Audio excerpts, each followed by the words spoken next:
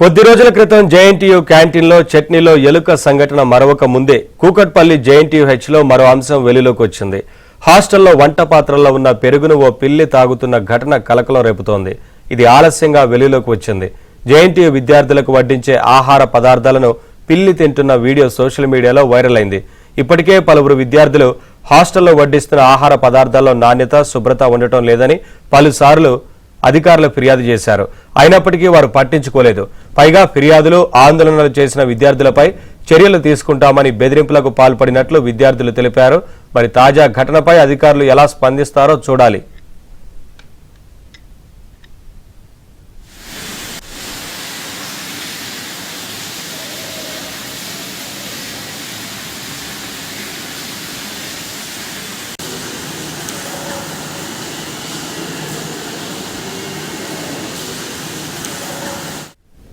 Updates మా correspondent Numan అందిస్తారు. నుమాన్, జేఎన్టీయూలో వరుసగా ఇటువంటి జరుగుతూ ఉన్నాయి. అయినప్పటికీ అధికారులు పెద్దగా పట్టించుకోవడం లేదు. ఫిర్యాదు చేసిన విద్యార్థుల మీద చర్యలు తీసుకుంటామంటూ బెదిరిస్తున్నట్లు కూడా తెలుస్తా ఉంది. ఏంటి వివరాలు? తాజా ఘటనపైన స్పందించారా అధికార యంత్రాంగం? ఏం చెప్తున్నారు?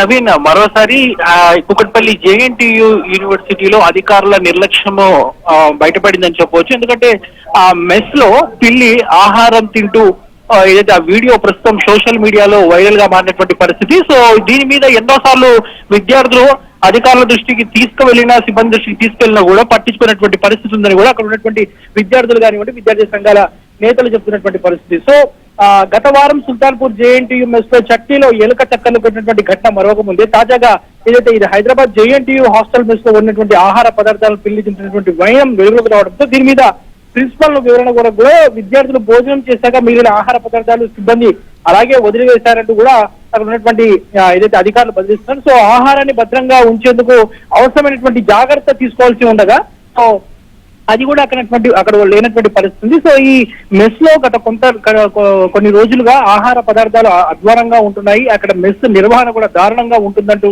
కూడా విద్యార్థి సంఘాల నేతలు కానివ్వండి, అక్కడ ఉన్నటువంటి జేఎన్టీయూ విద్యార్థులు కూడా ఏదైతే ఉన్నతాధికారుల దృష్టికి తీసుకెళ్లే ప్రయత్నం చేయగా కూడా సో ఎవరు పట్టించుకోవట్లేదంటూ కూడా అక్కడ ఉన్నటువంటి విద్యార్థులు చెప్తున్నటువంటి పరిస్థితి.